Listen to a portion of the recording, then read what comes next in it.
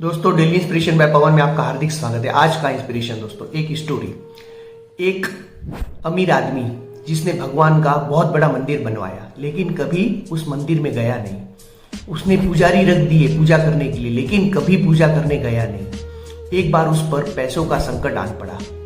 उसने दौड़ते दौड़ते वह मंदिर की तरफ भागा और भगवान से कहने लगा कि हे भगवान, मुझे 100 करोड़ रुपए की जरूरत है।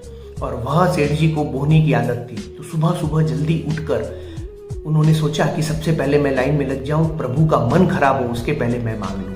तो वह दौड़े दौड़े मंदिर की तरफ भागे, पर वहां जाकर उन्होंने देखा कि उनसे पहले एक भिखारी वहां पर खड़ा हुआ है और प्रभु से मांग रहा है कि हे प्रभु, मुझे 100 रुपए का प्रबंध करवा दो, मेरी पत्नी बहुत बीमार है, उन्हें दवाई की जरूरत है। सेठ जी ने कहा कि कहाँ ये भिखारी 100 रुपए के लिए प्रभु का मन खराब कर रहा है। उन्होंने जेब से 100 रुपए निकाले और उस भिखारी को दे दिए और कहा चलो निकलो।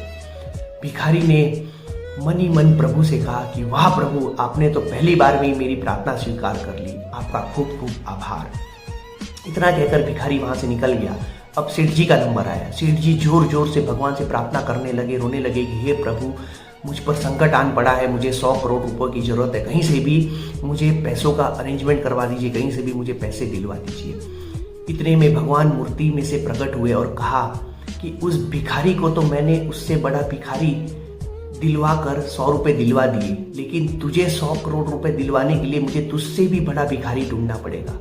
सेठ जी की आंखें नम हो गई। सेठ जी ने कहा कि हे प्रभु, आप ताना मार रहे हैं मुझे। प्रभु ने कहा मैं ताना नहीं मार रहा हूं, तू खाली मांगने आता है, मिलने नहीं आता। अगर तू मुझसे मिलने आता ना, तो तुझ पर यह संकट आया ही नहीं होता।